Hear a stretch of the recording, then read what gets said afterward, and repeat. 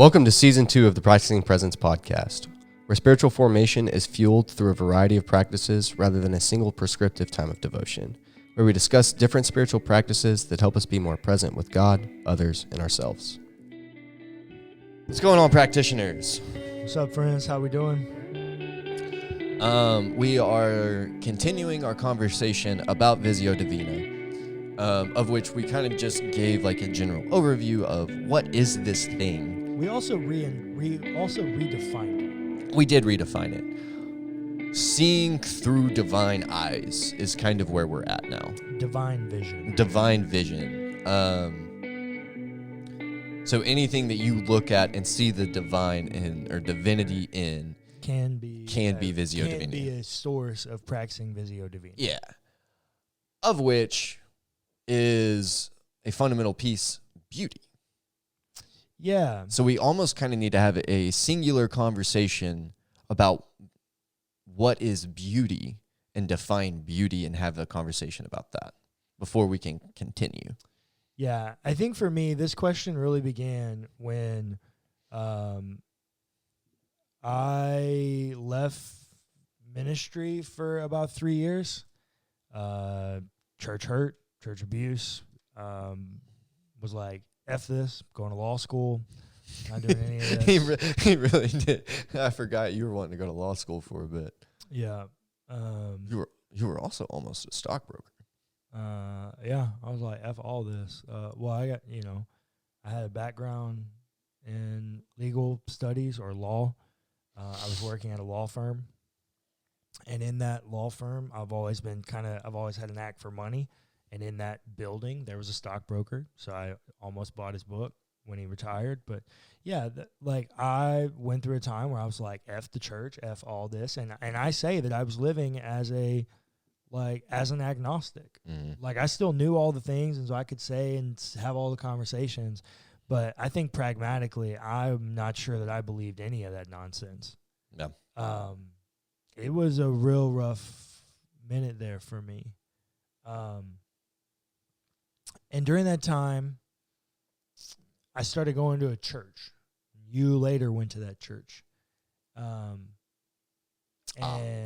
ended up with some more religious trauma and abuse from that church. Yeah. But one of the values of that church was seek beauty. And it's the first time I'd ever heard a church structure a value or put spiritual emphasis on beauty. And so it was there that I really began to think about beauty being divine.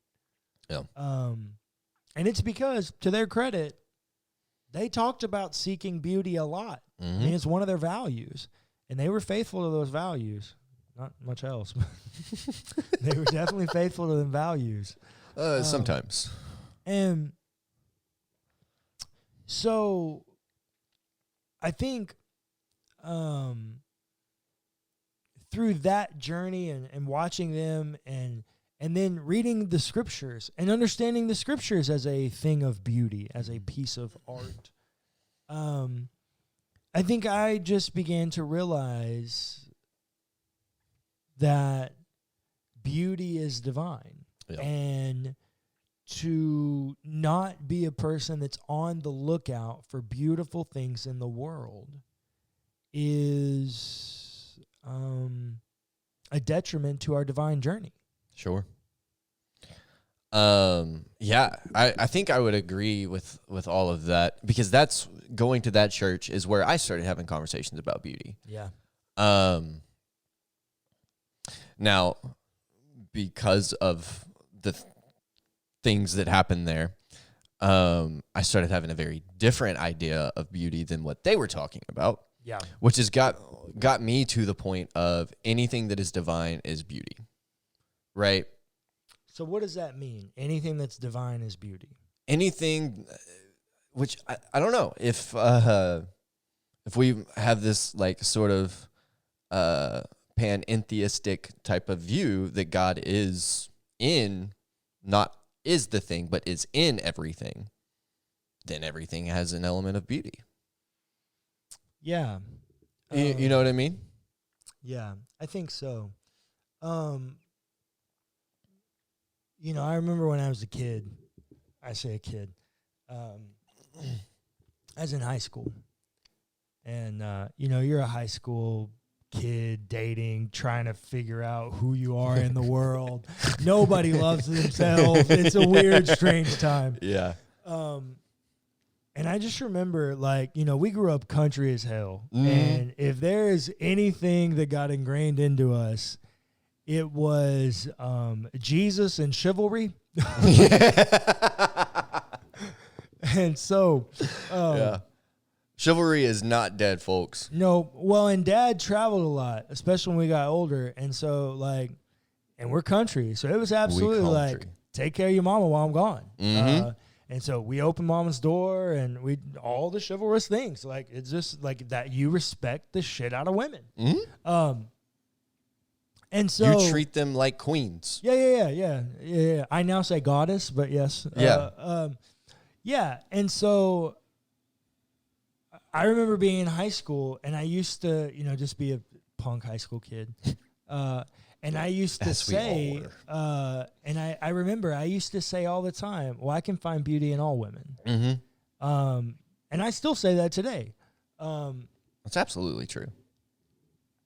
I think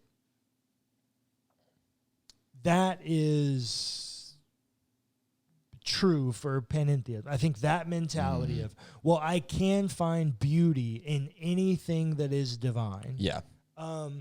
So, for instance, let's talk about it this way. Here's the way that I like to think about it. I have a creekway, a breezeway that has a creek that runs by my house. I have no back neighbors, lots of wildlife. The county manages it.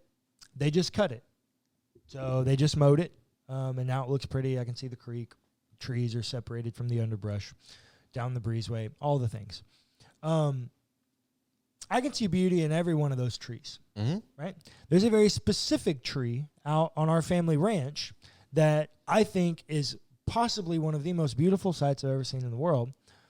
And it is a pine tree and a magnolia tree, which if you've ever seen either of those trees, you understand that they are both the two straightest trees on the planet. Yeah. And they are twisted and wrapped around one another. Somehow that happened. That is one of the most beautiful things I think I've ever seen in the world. Yeah. It's two independent systems that have grown together. Yep. There's a very beautiful metaphor there. Yep. And in the same way, I can look outside in my backyard to my children's play set. And I don't think the play set looks very beautiful. No. It's got a couple of screws that I need to fix. It needs to be stripped and restained and waterproofed again. It's got some rust. It needs a little bit of WD-40 work on some of the things. The guys that cut my yard need to weed eat around it a little bit better. It does not look beautiful. No. But when I think about the joy that it brings my children and I to play on it a few times a week, that is beautiful. Yeah.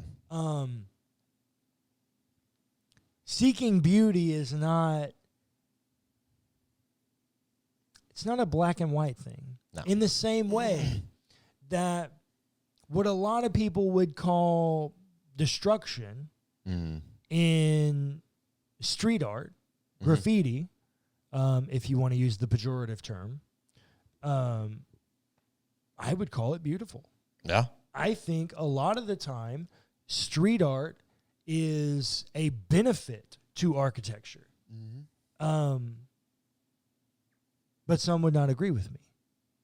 Yeah. Now, I would also say there is some graffiti that is literally just vandalism. Right. Like if somebody's just spray painting FU on the side of a building, get out of here. Gang tags, whatever. Yeah, get out of here. Yeah. But true, genuine street art with spray paint, beautiful. Oh, yeah, it's fantastic. Some of the best street art in Houston.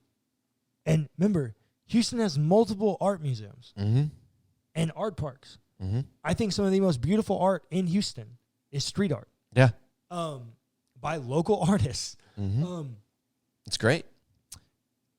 That is seeking beauty. Yeah. Seeking beauty and divine vision is a worldview that says, I'm going to pursue looking at the world looking for beauty in it rather than death and destruction. Yeah. I'm going to be looking on the lookout for beautiful things that bring joy, excitement, and life to my experience. Sure.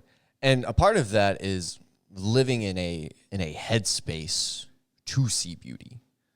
I think that is where I'm trying to work and get to, is living in a constant headspace where I see beauty first. Okay. Does that make sense? Yeah. That's where I'm trying to live too. It's hard because there is so much death and destruction in the world, and we can't just forget that. Yeah. Because we look at the situation that is happening in the Ukraine still. Yeah. Still. Well, to be fair, Russia's getting their ass kicked, so Yeah. Hoorah. But there's not much beauty to see there, except now that the tides have turned and Russia is starting to get their ass kicked. Well, look, here's the deal. There's just not much beauty to see there, but the beauty in that is death and destruction. So it's it's hard to find and live in a headspace to see beauty first when there is so much death and destruction. Well, the great philosopher Patrick Swayze once said in the movie Roadhouse, which is a fantastic movie. Don't be slighted by the 80s film. It is a fantastic movie. That was a great movie. He has a great line in that movie.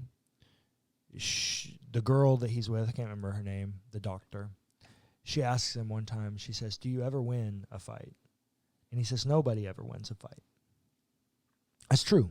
Mm-hmm. Nobody ever wins a fight. In the same way that nobody is going to win the fight of Russia and Ukraine. Nobody ever wins in those. Oh.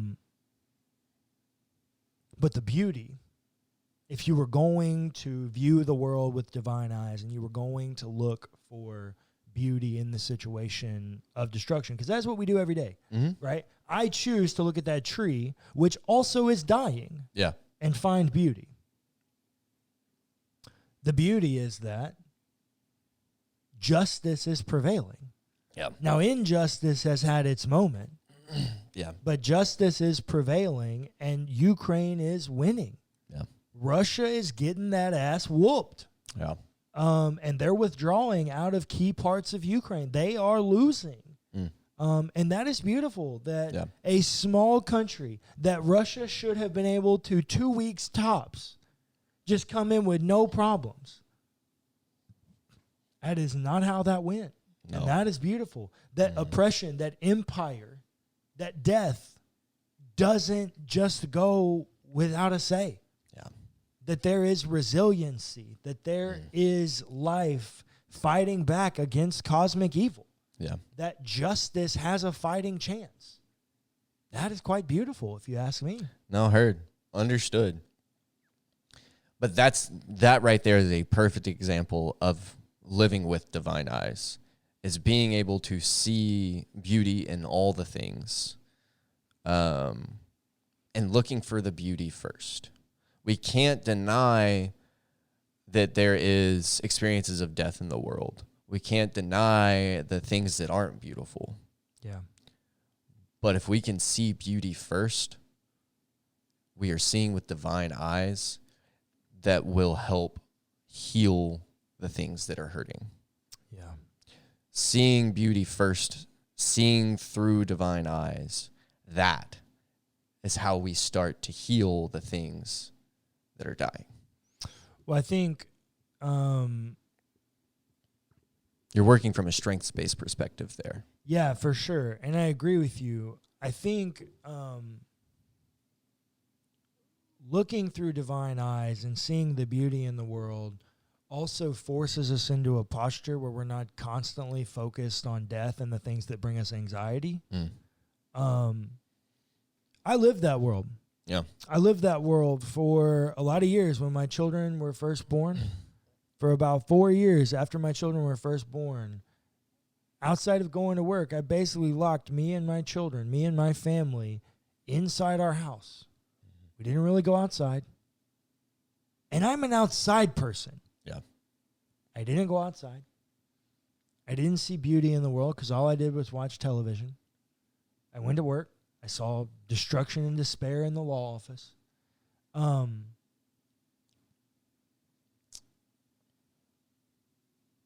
Living in a world where you seek beauty, living in a world where your natural disposition and worldview is to seek and look and find beauty in the world is what keeps us focused on a message of hope. Yeah. That there is something greater than all of this bullshit that we have to sit around, look at, and grieve and mourn. Absolutely. Seeking beauty, you might say, is the key to any of it. Because the beautiful of all of it, like if you were going to look at the pinnacle of beauty, it's the life of the person of Jesus. The way in which he saw beauty, the way in which he valued people, the way in which he sought justice, which is a form of beauty, the way in which he lived in the world is a lifestyle that is in pursuit of a beautiful world. Which means as you are pursuing beauty and seeking beauty, you are seeking divinity.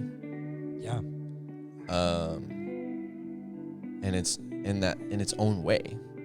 Yeah. This is an element of deification. Yeah.